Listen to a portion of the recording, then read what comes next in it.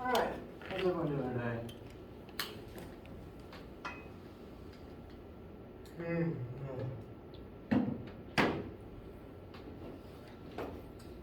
Hope you were taking notes because that'll be on the test.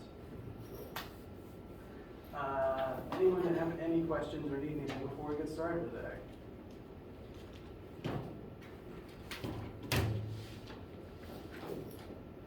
Alright. Well, today is Friday, September 2nd.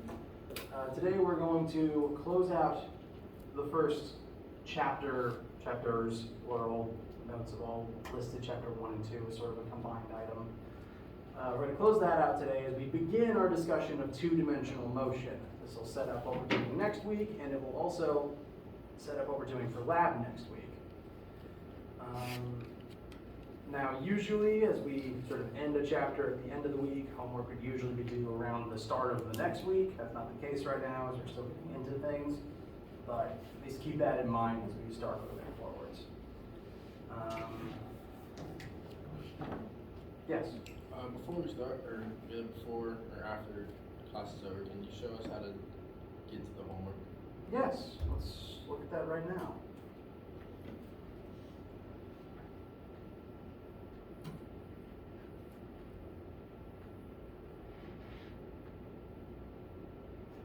Now, the process of registering for WebAssign is hard to show you because me on the teacher end, I have my own specific account, and students have been reporting various myriad issues registering, so I can't cover every single unique problem people are facing. But when you get logged into the course, either on the trial period or using your access key, you should see a screen like this. This lists all of the assignments that I currently have scheduled in advance, basically. I put them here so that you could look at them if you want to. They're not due yet. Note, the first homework and quiz aren't due till September 12th. That is the Monday after this coming one.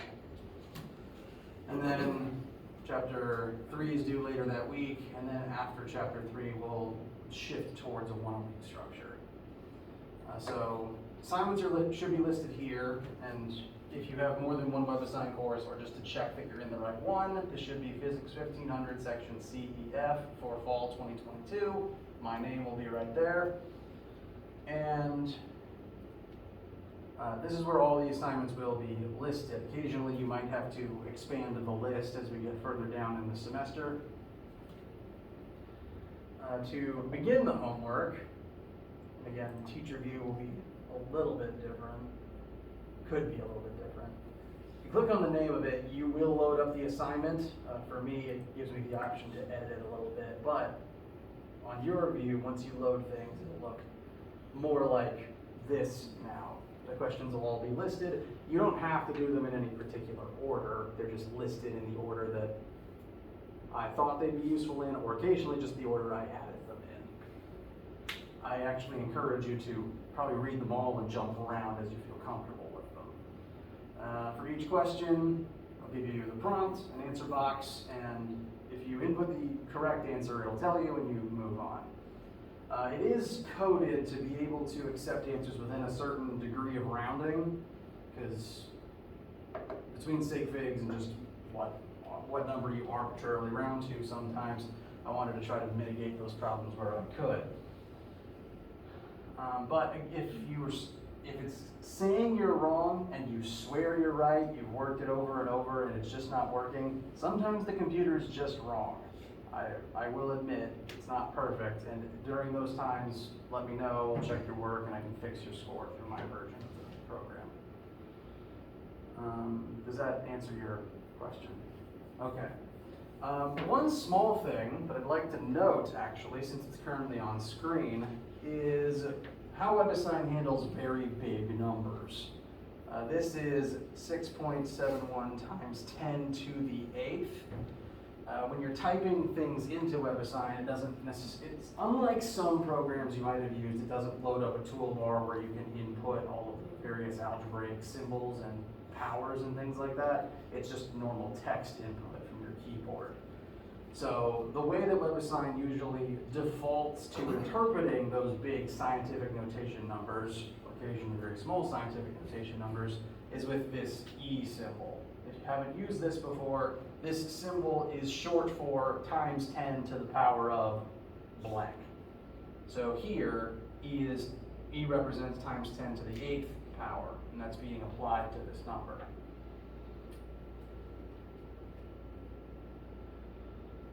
And depending on your calculator model, your calculator will do the same thing sometimes, except, at least on my Texas Instrument one, the E it pulls up is very blocky. It's like an uppercase E. Usually the lowercase one is reserved for like natural logarithms, so it's kind of strange that WebAssign is using the lowercase e, but it might just be because there's no way to type a small uppercase E on a keyboard, is my only guess. And you had said that for the homework, it lists it's infinite amount of tries, right? Yes, homework is infinite amount of tries. Quizzes are just slightly different in that it doesn't tell you if you're right or not until you're done. Like you submit your answers before an hour is up.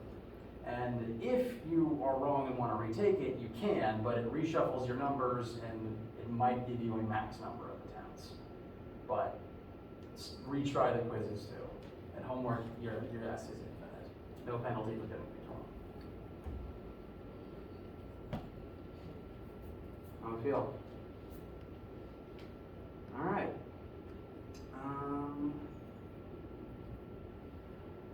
Otherwise then, the main article for today is beginning our discussion of two-dimensional motion, and we're going to do that through the lens of falling, what we ended talking about last time. We've discussed the first three things we're going to, finding my words. We've discussed our first three metric variables that we're going to be using commonly. We've discussed the first four formulas. We talked about gravity, and now we're going to start applying all of those things to motion of an object in more than one dimension at a time. Now this image currently on screen is an example of fairly straightforward two-dimensional motion. The picture is kind of a freeze frame capture, like someone recorded a video and is skipping forward slowly one frame at a time, of two objects being dropped simultaneously. Red ball and yellow ball. These two objects, they are both being dropped. They are both in the state of free fall. They are both falling. So note that vertically, they descend at the same rate. Every single frame that passes, the two balls keep pace with each other. They're each covering the same amount of distance in the same amount of time, and they will strike the ground at the same time.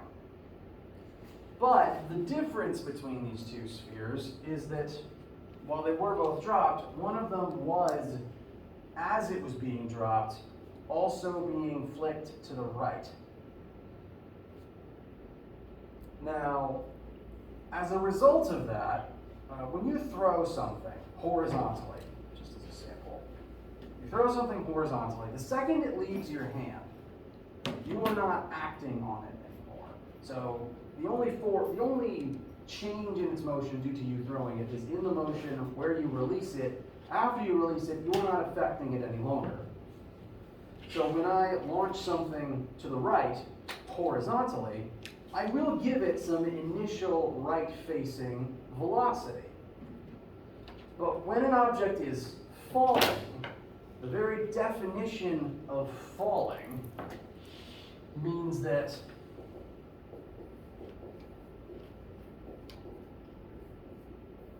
it is accelerating at negative 9.8 meters per second squared downwards. So in order to be in the state of free fall, this is the only acceleration an object can have. So if you flick something rightward and it's accelerating down, does that initial right-facing velocity change as it's falling through the air? Say, for instance, I throw, if I'm the one launching these things, and I launch the yellow ball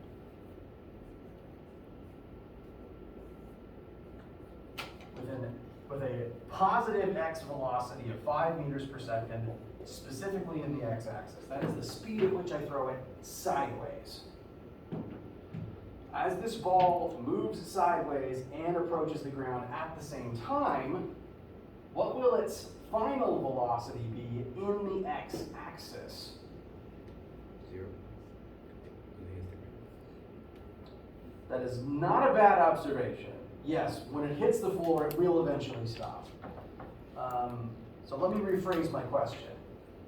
The moment before it hits the ground, before the floor starts interfering, what would its final velocity be? What is the fastest it'll be moving in the x-axis before it makes contact with the floor?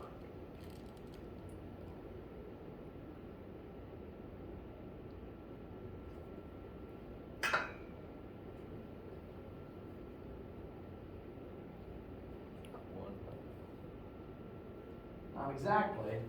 Again, note, both of these two objects are accelerating downwards. They are picking up speed vertically downwards. Note again, they're keeping pace with each other, and as the seconds pass, vertically, they start covering more ground vertically as the seconds pass.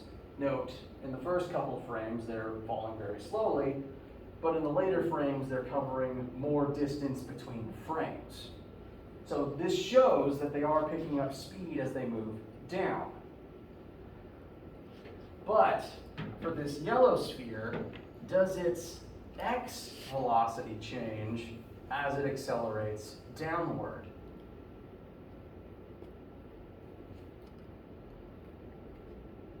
The technical answer is no.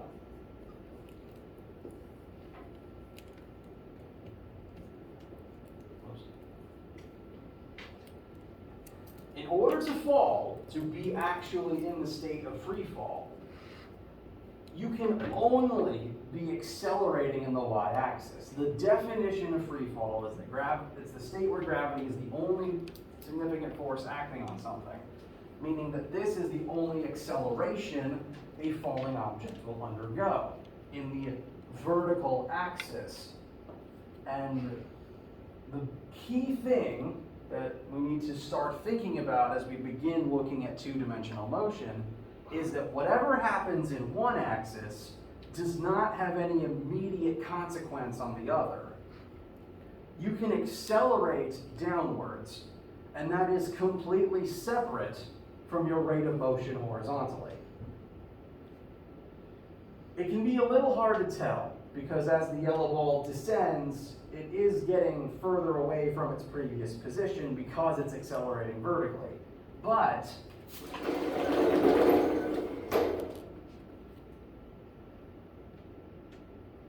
if I'm just trying to track how far horizontally apart each frame is,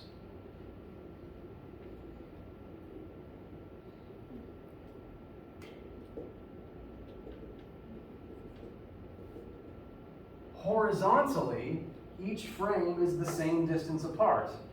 Its horizontal velocity is not changing despite the fact that its vertical velocity is. It is getting faster downwards, but its horizontal speed remains the same. You can accelerate in one direction and not in the other. Yes? So is this the same, like, say when people are parachuting and they're free falling out of a plane, with like where they jump and where they're gonna land? Is that so? They are related, yes.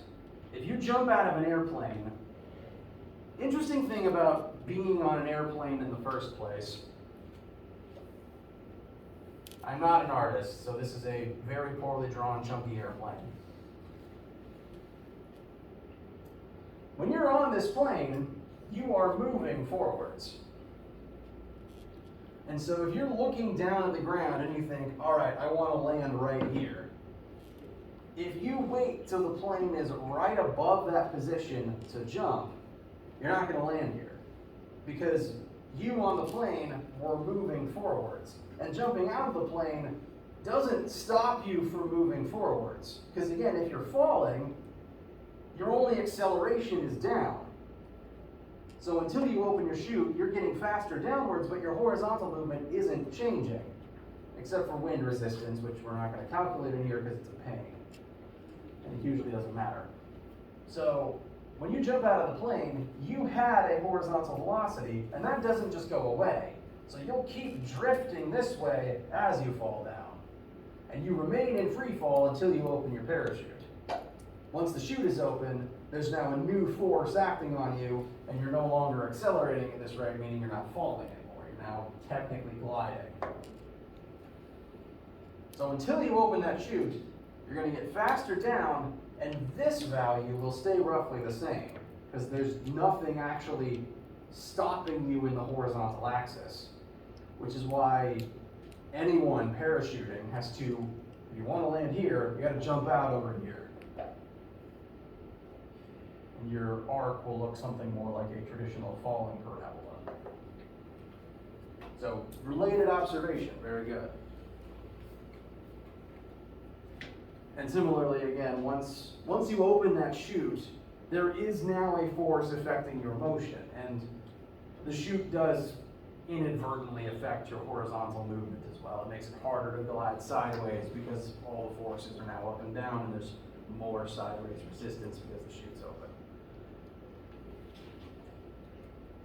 But if you open your chute the second you fall out of the plane, you'll be in the air a very long time, and the wind will blow you around. So usually you'll fall for a while before you actually open it, or at least get close to the ground. Okay, main key points. Main points from this image.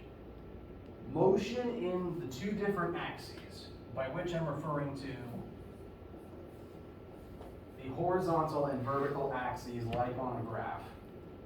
Motion in one axis, velocity and acceleration in one axis, do not directly affect what's going on in the other. These two objects start with different horizontal velocities, but that's not at all going to affect how they move vertically. Despite the fact that the yellow ball was launched horizontally, it does have an initial horizontal velocity, but since their vertical components are identical, they will fall at the same rate as long as they are both in the state of free fall. Now, if yellow had a parachute, then that would affect things, but that's affecting the vertical component, and that would be a difference between them. In this case, nothing is different about them vertically speaking. And I can replicate this here now. I encourage you to try this on your own too if you want. Two functionally identical objects in terms of mass and surface area. I'm going to do my best to drop red vertically downwards and flick green to your right. And they should hit the table at the same time. Doesn't matter what the horizontal components are, as long as they have the same vertical starting point and are still falling, they'll hit the table at the same time. The horizontal doesn't directly affect the vertical. And so as we start doing two-dimensional problems, we will have to analyze each axis separately. When you're reading over a sample question involving 2D motion, you'll have to distinguish, while reading it and while writing your variables in the side, what axis each of those numbers refers to. And if you're working with x variables, you can't put a y variable directly in the same equation. Not unless some other formula has converted it into an x value.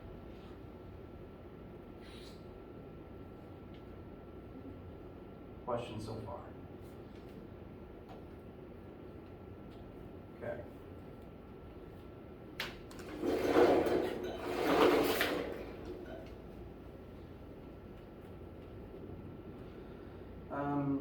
This is more of the same basic information, but with a different picture to illustrate it.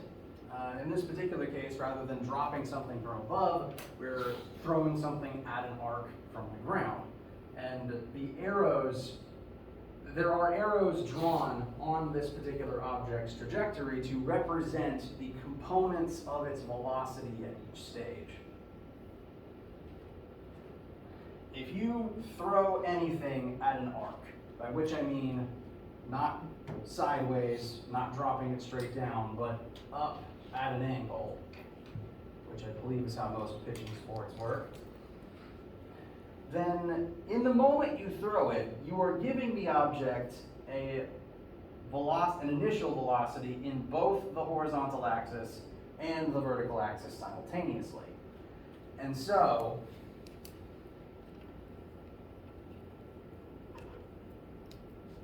I'm just going to give this question some sample numbers real fast. Let's say that you know your pitching speed. Let's say you can pitch, just for simplicity's sake, I'm going to make it 1 meter per second. You intentionally throw the ball at 1 meter per second. You can throw at that speed at any angle, and you're choosing to launch at this particular angle.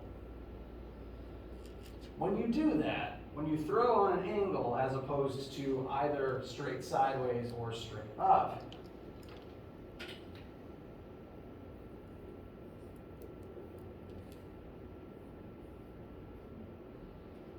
you are giving the ball's velocity both an initial x component and an initial y component, which means we can represent its velocity vector using trigonometry. Excuse me.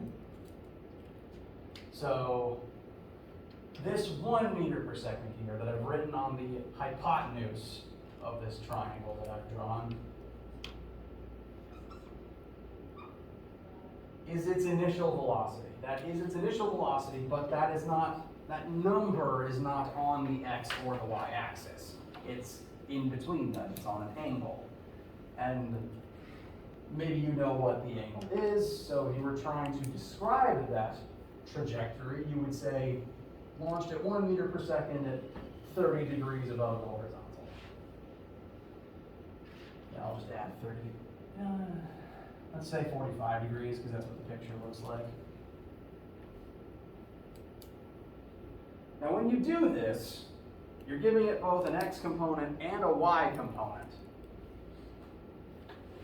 And as the ball flies through the air, assuming it's falling, because most baseballs don't have parachutes equipped, one of those components is going to change as it moves through the air. So note here, when this ball is first launched, this solid red arrow represents the total velocity at an angle, and these two smaller faded arrows represent the triangle leg components of that angle in the x and y axis, similar to the triangle leg components I put over there. Now, once it leaves your hand, it is in the state of free fall, meaning immediately it begins accelerating down and not sideways. As a result, as this particular ball moves through its arc, that vertical component starts shrinking, because as it's accelerating in the vertical axis, its velocity will begin to become more negative, and that initial positive vertical velocity will start shrinking. It's slowing down, vertically speaking. And that continues until you hit the apex. And we mentioned this briefly last time. Strictly vertically speaking, when something rises to the apex of a throw or a jump, its vertical velocity hits 0 for a split second. It doesn't have a positive velocity because it's not rising anymore, and its velocity isn't negative yet because it hasn't descended yet. So its vertical velocity just hits 0 for that brief moment. And so currently at the 3-second mark for this throw at that apex, there's no vertical component anymore. And then as it begins falling, it'll begin accelerating, well, it will continue accelerating downwards, and now as it gains negative speed, as its velocity vector points in the negative direction, the arrow will get bigger again, but now it's pointing down instead of up.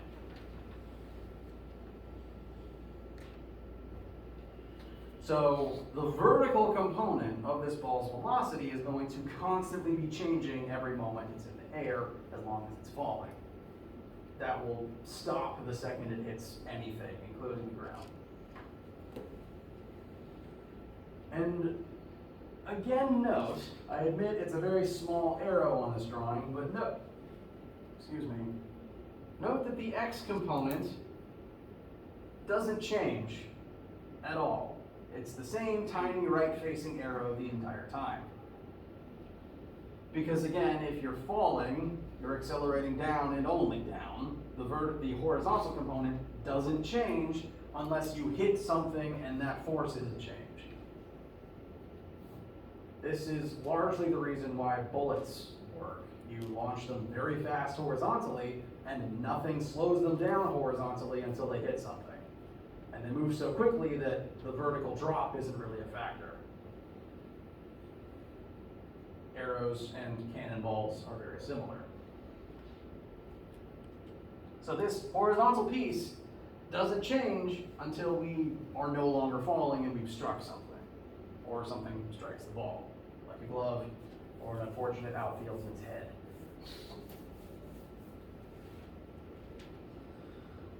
So that horizontal piece stays constant. And notice, interestingly, at this apex, when the vertical piece is 0, that horizontal piece is the only part left.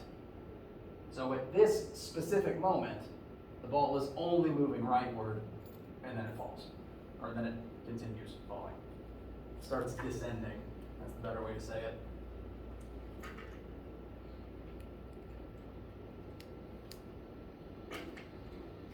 And analyzing this motion is going to be one of the things we do when we look at 2D motion. This specific pattern, this parabola shape that's currently on the screen, this phenomenon is referred to as projectile motion. Any object that is in the state of free fall is called a projectile. Doesn't matter what it is. It could be a person jumping. It counts as a projectile mathematically.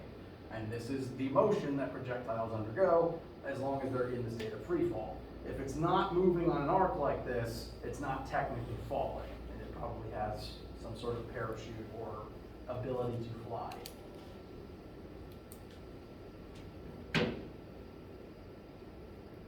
So when I say projectile motion in future examples, this is what I'm referring to. And when we do questions like this, oftentimes we're going to have to use some trigonometry to figure out what these horizontal and vertical components are. Because this 1 meter per second here, it's great to know, but this number is neither entirely in the x or the y axis. And so, note again at the drawing, only the vertical piece shrinks as you rise. So if we wanted to work this question to figure out, how far will it launch, how high will it rise, what time will it spend in the air, we would need to figure out what piece of this initial velocity is vertical versus horizontal. And this is why there was trigger view in the lab activity this week. So to make sure that this is also in your class notes, for this sample triangle I've drawn, the hypotenuse is 1 meter per second, we've got a 45-degree angle, and it is in fact a right triangle. X and Y axes are always 90 degrees from each other. We can consult, make sure I write it correct today, SOHCAHTOA to help us figure out what those side pieces would be.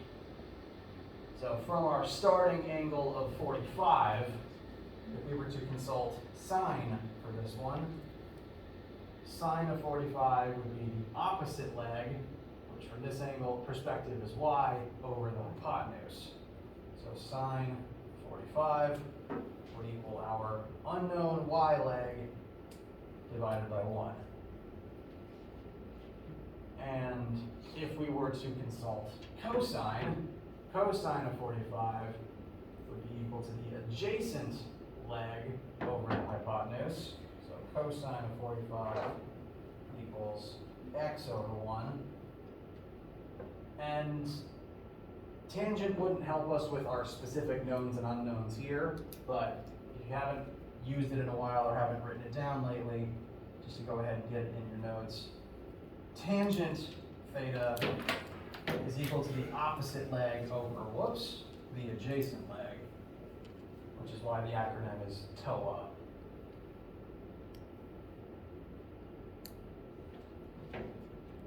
I don't know your math history. Does this seem completely alien to any of you?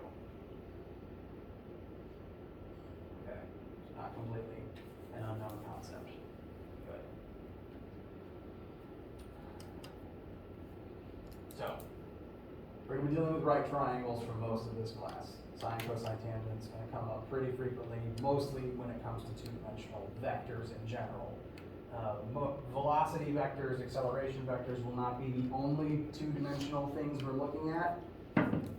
Force vectors may commonly point in a weird direction. You'll have to figure out how much is in each axis.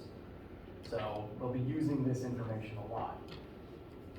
Similarly, to make sure that how to fully work these is also in your notes. If you, well, actually we know the angle, so that's not a problem here.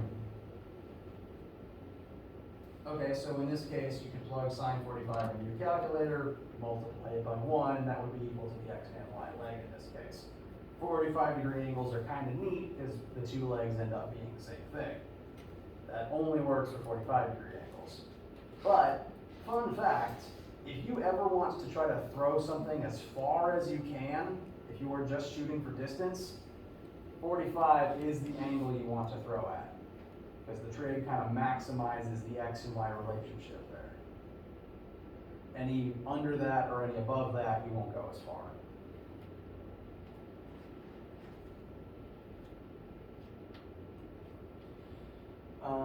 If hypothetically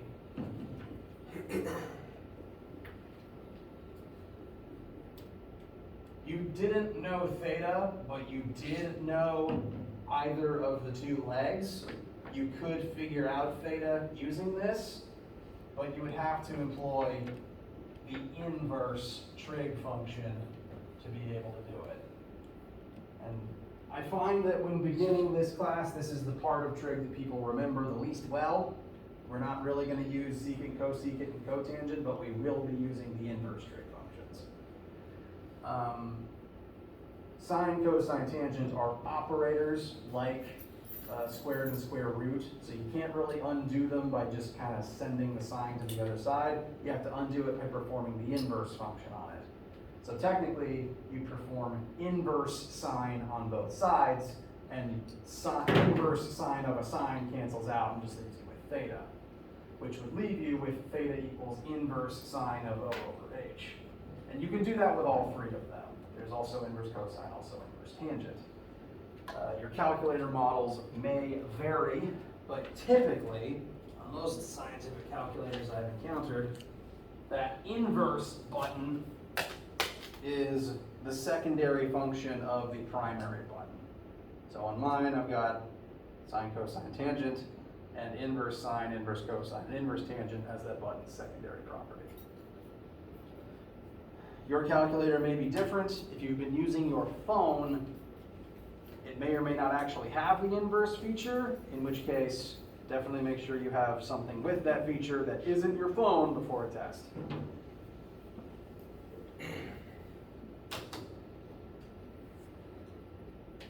Questions so far? Okay. Checking my notes. All right. I would like to briefly, I don't want to hold you up on a Friday, just kind of show you how I would set up a sample sort of projectile motion question, because this setup is going to be part of lab next week. I'd like it to settle in before that.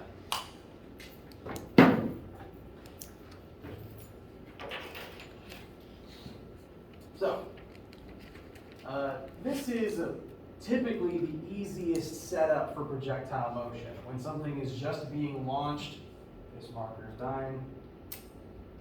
I never make that shot.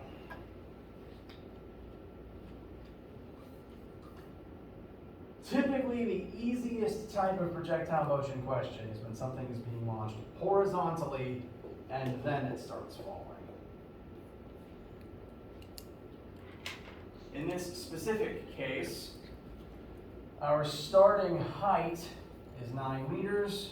So this is being launched from a cliff top at a starting velocity, yes it does mention, 21 meters per second. Strictly in the x-axis. There is no starting y component this time.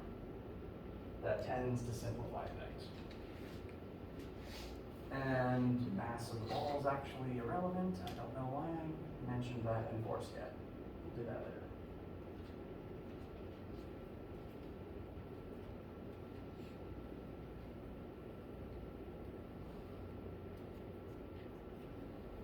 So velocity initial is 21 meters per second. I'm going to get even more specific and point out that's in the x-axis. We're throwing entirely in the x. Which means that, as an extra free piece of information, our y velocity initial is 0. We aren't throwing it in the y-axis. It doesn't have a y velocity until it starts falling. So if a formula required you to input starting y velocity, that value would be 0.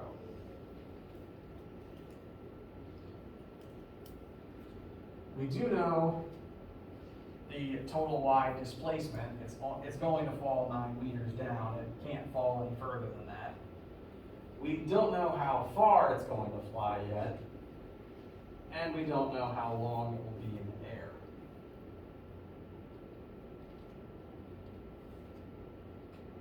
But actually, we do know, assuming this takes place on planet Earth, the y acceleration of the ball is going to be negative 9.8 meters per second squared, specifically downwards. And because this can be the only acceleration as we are falling, if a formula asked you for the x acceleration of this object in free fall, that would be 0. Because when falling, you are only accelerating down. You are not accelerating sideways. If you are accelerating sideways, you are not falling.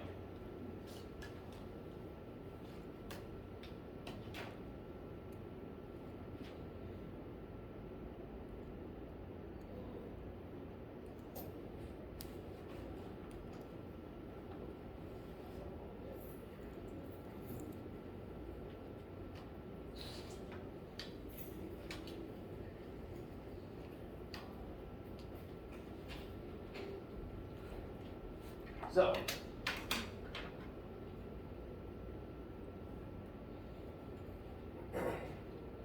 bless you. Two things were asked for. We'll ignore these two. They aren't actually supposed to be there. They're from a previous edit. Two things. One, how much time will pass before the ball hits the ground?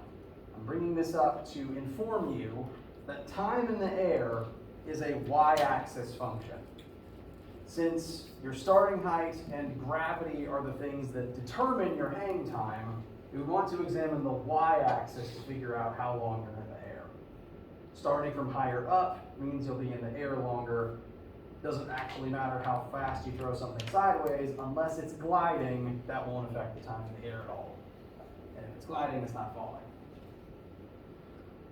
Since that is a function of the y-axis, you'd want to analyze that motion using only y variables. And since this object is descending a distance over time while accelerating in the y-axis, formula 3 is the one you want to use to analyze that motion, because it specifically covers displacement while accelerating over time. Directions and axes are important. So when plugging in numbers here, note that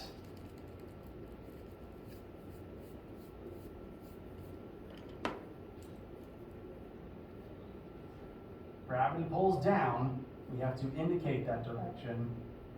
And additionally, we are falling down. We are displacing downwards. So, like, the height of the cliff is 9 meters. You could describe that as 9 meters above the ground, but from the baseball's, I assume it's a baseball, vertical perspective, it is descending by 9 meters.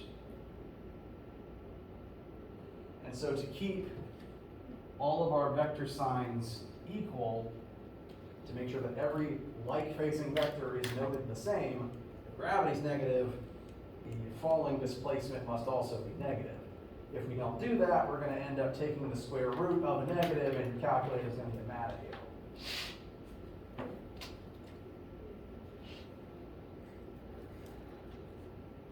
Initial y velocity 0, so this whole middle term goes away. That's pretty convenient.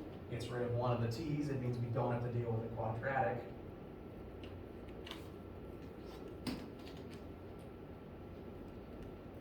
Right side remains -9. Whoops, sorry. Left side remains -9. Right side simplifies down to -4.9 t squared, which means that that simplifies to 2 equals t squared, and we are in the air for square root of 2 seconds.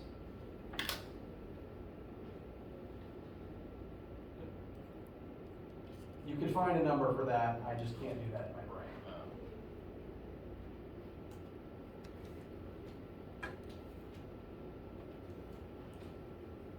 Come on. My calculator's sad. Square root of 2 does have a number value, you can find it. What? I thought Question? -9 and -4.9. Yes. So our, Makes 2. oops! I'm having an off day. Yes, no, that does not equal 2. I have made a horrible mistake. Sorry. Yes, 9 divided by 4.9 is not 2. And my calculator is out of batteries. Could you guys help me figure out what that is actually equal to? It should be closer to 1.8? Yeah. 1.84, thank you. I am terribly sorry. I am a human and I make mistakes. Please call me out on them. So that means the answer is actually square root of 1.84, which should be closer to 1.2 something?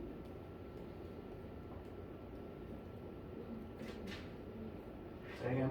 1.36. Thank you very much. I appreciate you guys. So that's how many seconds we're in the air.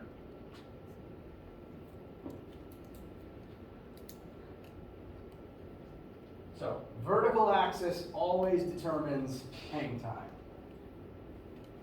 Once you have that time, you can use it to figure out how far horizontally this object will, I was about to say fly, that's technically wrong. Even though we determine time using the y-axis, time's not a vector. The time in the air is the same for both axes because time doesn't care about axis since it's not a vector. So this is not a y-axis number. We can use this freely in x vector equations. Which means if we can now use this in conjunction with our horizontal velocity to figure out how far horizontally the ball will fly. Again, not flying. How far it will traverse before striking the ground. And since we're not actually accelerating in the x-axis, we can use the simple version of Formula 1. No acceleration means this formula works. So, x velocity of 21, time of the air of 1.38, and that should amount to something approaching 30 meters, I think. No, 25 maybe? I'm very bad at mental math for someone in my field.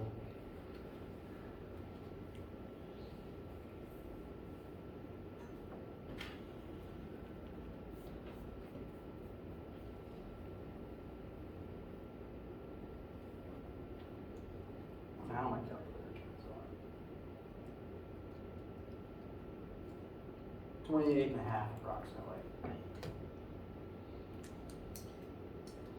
So the weird thing about two-dimensional problems is to basically separate them into two one-dimensional problems. The two axes are happening at the same time, but until something strikes the object and forces it to change its trajectory, they may happen at the same time, but they don't directly affect one another. Time is the one thing that's constant between them. Because again, not a vector, it doesn't care. And this is what we're going to be talking about next week. Specifically in lab next week, we're going to be launching marble cannons, and at least part of that activity will look a lot like this. You're going to fire a marble horizontally. You'll figure out how long it spends in the air based on its launch height, confirm what its launch speed is based on how far it shoots at that height. How we feel?